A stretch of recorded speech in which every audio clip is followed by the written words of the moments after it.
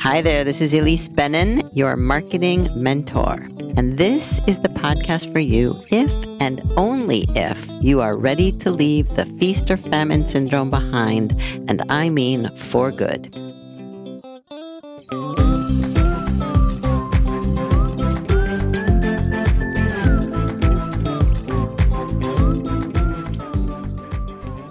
Do you have a vision for your business? And what about for your life? And what about the people you work with, your clients? Can you tell when they have a vision for their business? I think you can, because that's when you feel connected and a part of that vision rather than like an order taker.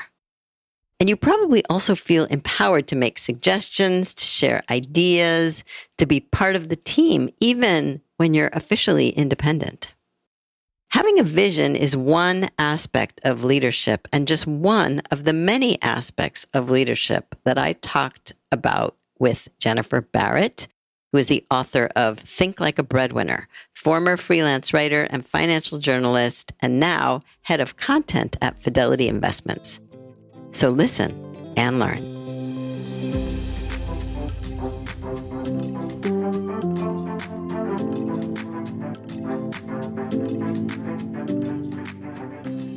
Hello, Jen. Welcome back to the podcast. Thanks so much for having me. It's good to be back. Of course. Yes. So you and I were in Nashville together in June at the How Design Live conference, and for especially How Women Lead, a new one-day event that they have. And we started talking, if I remember correctly, on the lunch line with food in between us. We were both piling our plates a little bit. About what it means to be a leader and the differences between being a leader and a manager and all of that. So before we get too far, of course, I want you to introduce yourself, but then I'm going to start asking you some of those questions. So tell us who you are. Sure.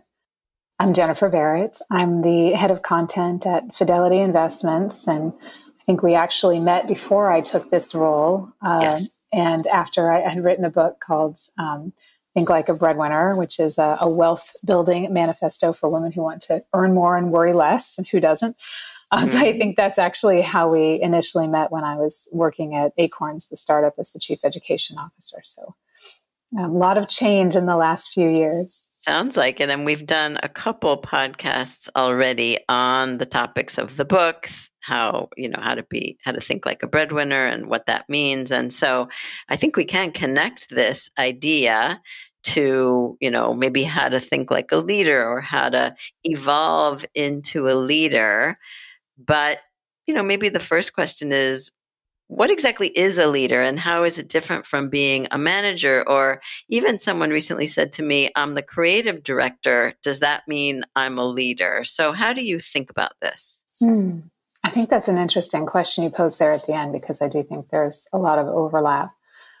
This is something that I've been reflecting on a lot because I've been in management now more than a dozen years. And yet in this role that I'm in right now, I have a team of about 150 people. And I found that the role was really more of a leadership role than a management role, which is not surprising given the size and the scope. And what I discovered over the last couple of years in this role is that I had never really thought about what kind of leader I want to be. I had always in my career been very focused on achieving business outcomes, right? Setting a strategy, setting the key performance indicators or specific outcomes, and then working really hard to execute that strategy with my team. And in this role, it has stretched me in different ways, and the kinds of questions I get from people sort of looking for direction on different things really had me pause and say to myself, wait, what does it mean to be a good leader? Am I a good leader? What kind of leader do I want to be? Which may be surprising because I know a lot of people think about this a lot and ask themselves those questions. But I have had so many different models for leaders that I really had to stop and think about what made certain people good leaders in my mind and what kind of leader did I want to be. Pray tell. Yes. Well, I think that's still a work in progress. I have come to the conclusion when I've thought about how leadership really is different than management, because it is like a Venn diagram. There is some overlap there, right? Whether you're a first-time manager or the leader of a company, you're working to achieve certain business outcomes, right? You're accountable for specific goals, maybe to different people. You're reporting to different people, but you share those, certain attributes. And so I think in both those roles, you need to be strategic. You need to have a good understanding of the business. You need to be responsible and disciplined and to be a critical thinker. But I think where I've really started to see the difference between leadership and management is that the leader really sets the vision, right? And the direction and the overall strategy. He or she or they communicates the what and the why, and then the managers explain the how, right? How will we execute or deliver on that?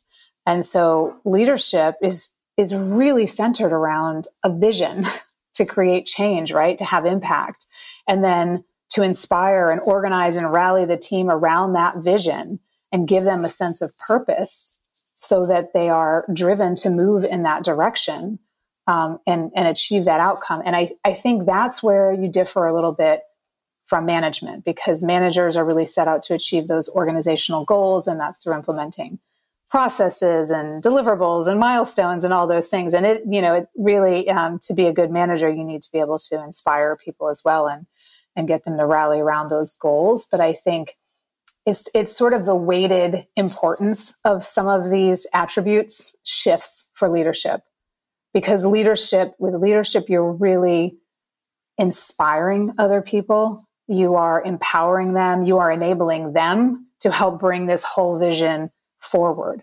And one of the mistakes that I made when I first moved into this role was getting in the weeds a little bit, right? Your job is not to fix things for people below you or necessarily to execute on things. Your job is to empower the people on your team to be able to fix things, to be able to help you achieve the vision.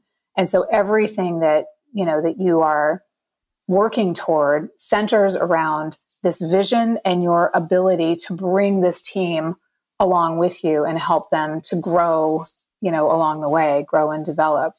And that is very different, I think, than management in terms of the focus, right? The focus is on your team always, and helping them succeed, helping them grow and develop, helping them connect with the vision, understand how their work has meaning, understand the value of what they do and how it's connected to that larger vision. And that is really the core of what you do as a leader. Mm. So, two thoughts at once. One is, I imagine you would have to spend some time thinking about that too, then, on an ongoing basis, and need to carve out the time to make that possible. And at the same time, because most of my listeners are either self-employed people, solopreneurs running their own business, so it's really just them. But the thing about marketing is that it works. Yes. So when it works and you do it, then that means there's a potential for growth. And more of my clients are building teams, not necessarily hiring employees like at Fidelity that you have, but freelancers and contractors and collaborators and partners. And so I wonder maybe whether you have experience with this or just even thoughts about how to translate this idea of a vision as a leader for someone who's self-employed, which I was interested, especially because as my business grows, I'm finding that I need to do that too. As people are helping me, they're really good at what they do, but if they don't understand what's behind it or what's underneath it, it's clear to me that they're just going to do what they do. Right. It's almost the difference between like a tactical approach and a strategic approach. Right. You could hire someone for one particular job and they could do a great job. But if they don't have the broader context of what you're using that work toward, or what your grander vision is, you're leaving them a little bit in the dark, and you're maybe not getting the best from them, right? Because they're only seeing one piece of the puzzle. And as the leader, what you're doing is zooming out and showing them the full picture, and how the work that they're doing plays a part in that, and why it's so valuable. So I agree. I think even if, you own your own business, if you're self-employed, whether or not you have other people working for you, it's an important exercise to stop and think, what is my vision for this company? And what is the direction I want to go? What's my 1-year vision, my 2-year vision, my 5-year vision?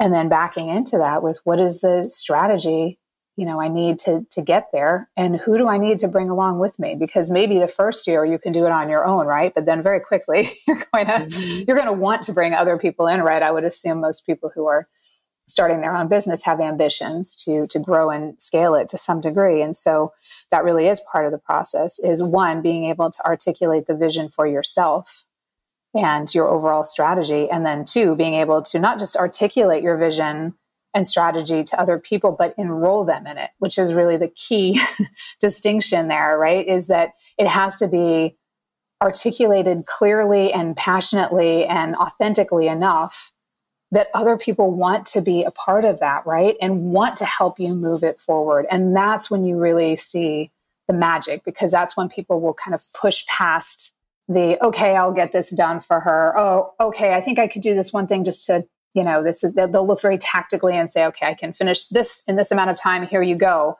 But rather you'll get them saying, oh, wow, I have an idea for, Right. How you could actually move that forward. I mean, I could do this, but I could also do that. And that's the magic in it, right? Because then it's not all just you. You've enrolled other people in your vision, and they want to contribute to it. And so you really, that dynamic, I think, is really key for having success over the long term, is that you have created something that other people want to be a part of and want to see succeed. So now I'm thinking about it from another angle, which is, yes, we need to do this for ourselves as we grow. But what if I'm a freelance writer, for example, or a freelance designer, and I have a client who is not enrolling me in their vision, and maybe they don't even know what their vision is, and then I end up maybe just being an order taker or not having enough information to suggest some ideas or to be strategic with them? Yes. I mean, first, I would ask the questions you need to ask in order to feel like you have enough information to deliver your best work. And that's part of the process. Sometimes it's a decision on not every project needs to be the greatest project in the world. But I do think you want to work towards, if you're a freelancer, I was a freelancer. I mean, the work that had me most excited was work that mattered to me, that I felt like was making a difference and having an impact, and that I could feel connected to in that way. And so I think over time, this would have been 2007 or 8. I freelanced for about a year and a half while I was working on a book. And over time, I found that I gravitated increasingly toward certain publications or certain companies because I believed in what they were doing, and I enjoyed working with them. And I felt like the work I was doing really mattered, and I understood how it fit into their larger strategy, vision, business. And so I think that's important. And I think it's important to ask questions, especially because you can bring so much more to the table sometimes than an employer, a company that hires you as a freelancer is aware of, right? Or on the flip side, we can hire someone and not even realize the full breadth of value that they're bringing. And by putting them in a box and saying, I just need this from you and nothing else, and I need it by this time, sure, they can deliver that. But you may be missing out on more of the value you can get from that person if you are not giving them more context and giving them the opportunity to give you input to and share their ideas.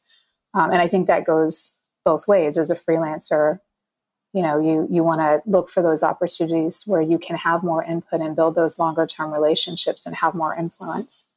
So I am going to ask you this at the end, but I have an idea for a baby step that might be interesting from this point of view that we're talking about, right? Sure. As a freelancer looking to be more involved and connected to the projects of the clients that they work with, you could just simply ask as part of your discovery conversation, what is your vision for the business and how does this project fit into it? My only concern would be, what if they don't know? What if they don't have a vision? Is that embarrassing or would you be putting them on the spot? What do you think? Perhaps. I mean, I think there's a way to ask that where you're not necessarily putting them on the spot. You could just say, sounds like such an interesting project. How does this fit into the larger, work that you're doing as a company, agency, whatever, and just open the door to that conversation. Right. But I think, working at Fidelity, we have worked with agencies in the past. We have worked with freelancers.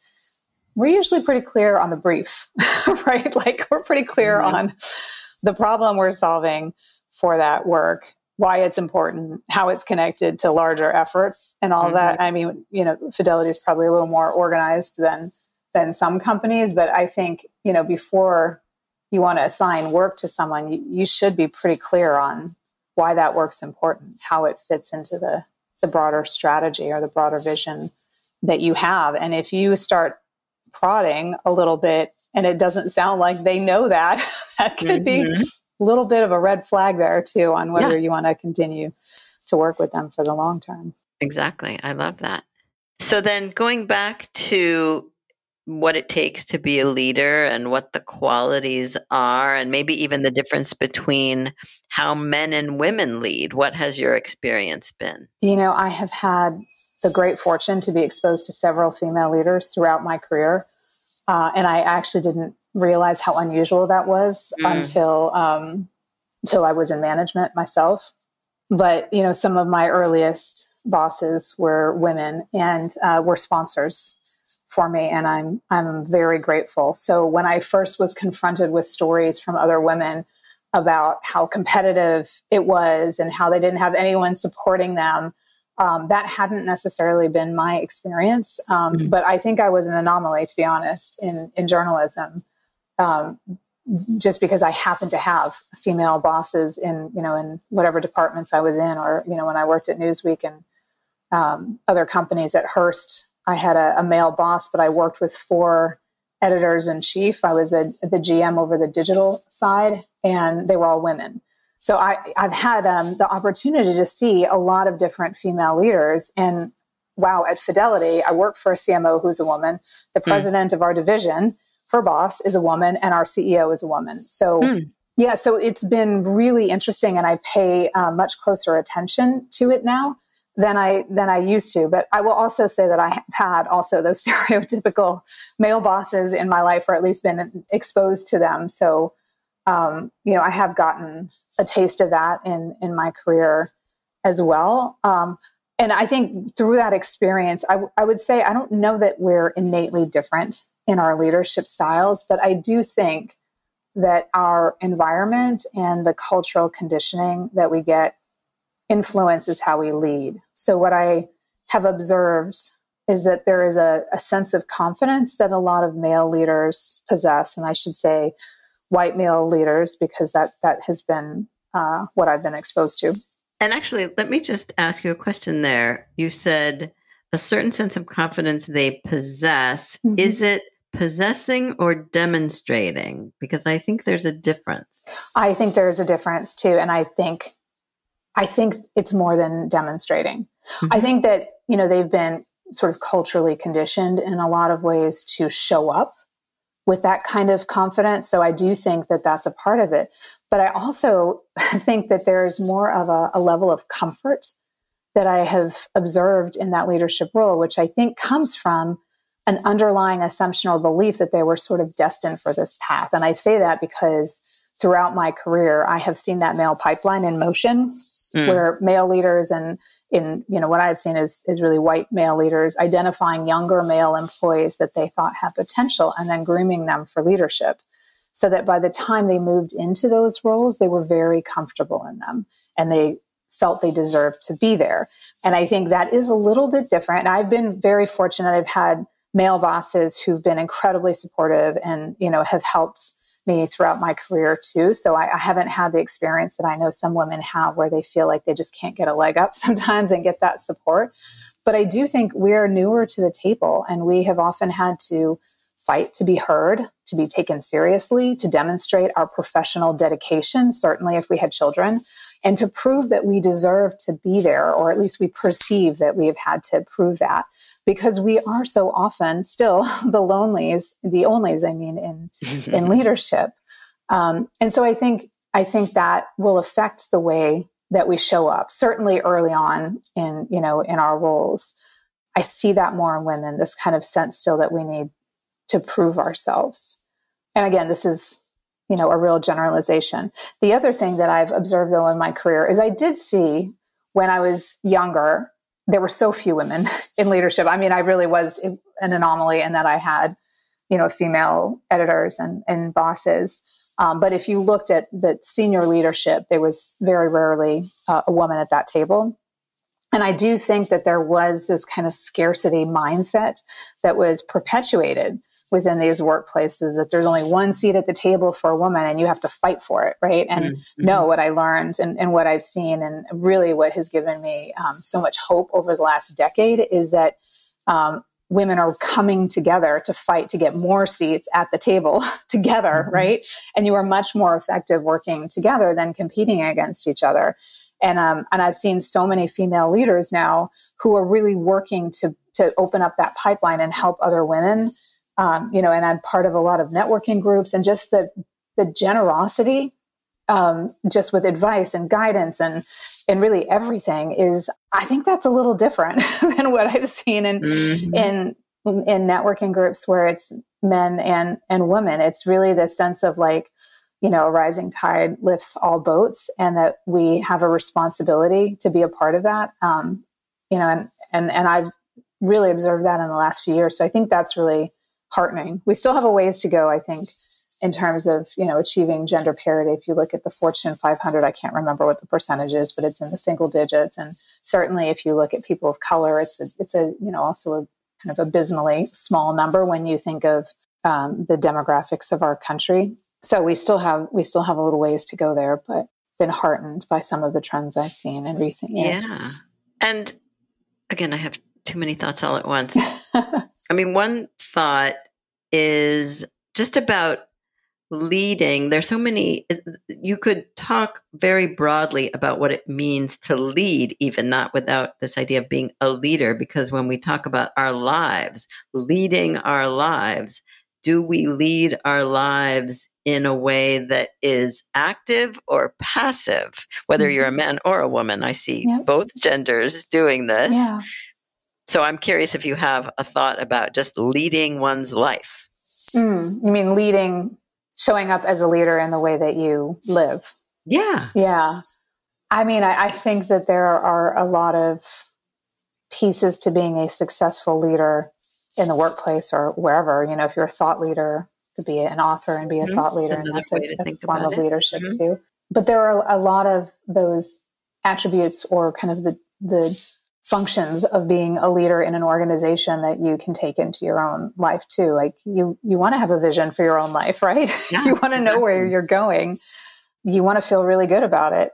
And I think that kind of energy spills over, into your environment too, and the people who are around you. So if you think of certain people who are really happy with who they are, where they're going, that's contagious. And other people want to be around that and be a part of it. And I think once you sort of set the direction in your own life, and I've really found this to be true, if you declare it to other people, this is where I want to go, people just come out of the woodwork. Like people want to help, right? If you say, my goal is to do X, Y, Z, I feel passionately about this, other people want to help you. And so I think that's true no matter what it is in your life. You could be organizing, a volunteer food drive, or, really anything that you feel passionately about and you want to take the lead on.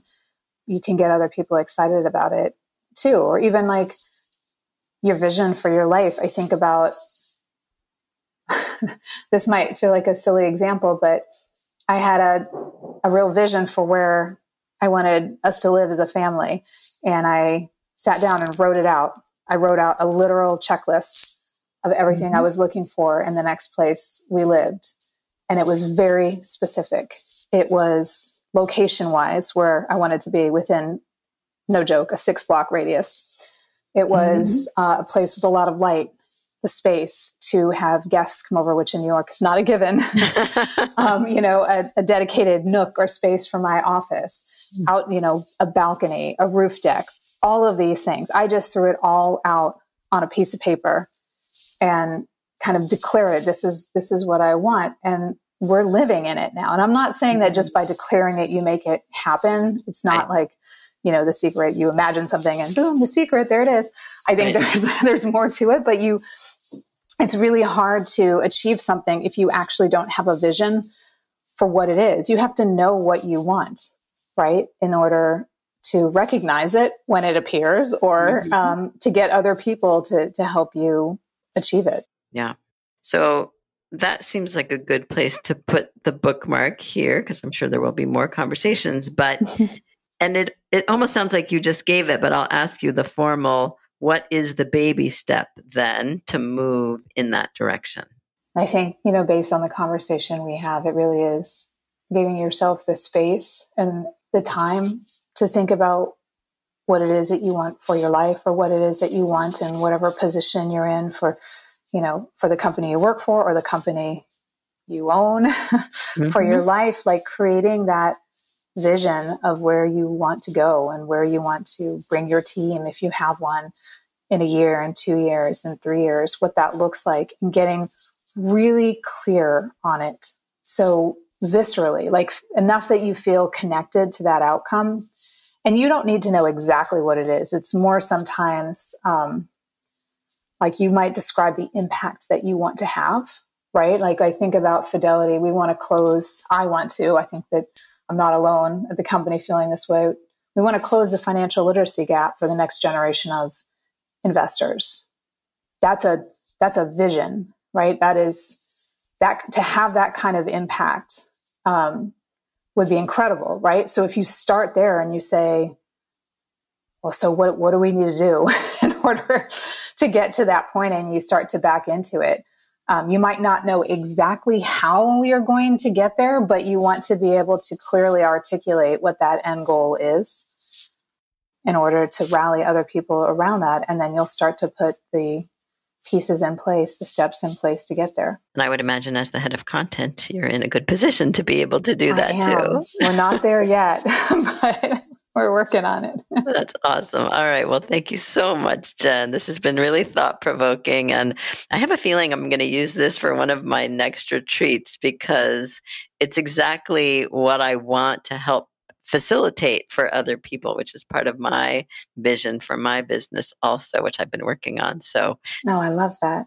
Thank you so much. Thank you. Tell people where they can find you online and your book and everything. Sure. I mean, the book is sold wherever you buy books. It's called How to Think Like a Breadwinner. I have a site, jenniferbarrett.com. It's a little bit out of date because I haven't been as focused on it. I've been a little busy, but you can find out more information about me there or on LinkedIn. Beautiful. Thank you so much, Jen. All right. Thanks, Louise. So the baby step Jen shared in today's episode is to carve out time to think about your vision for your own life and for your business at 1 year, 2 years, 5 years. You'll be surprised how much easier it will be to get there once you've articulated it. And if you want to build a thriving business on your own terms, the first step is to sign up for my quick tips at marketing-mentortips.com. Once you're on the site, you'll find lots more resources, including my simplest marketing plan. So enjoy, and I'll see you next time.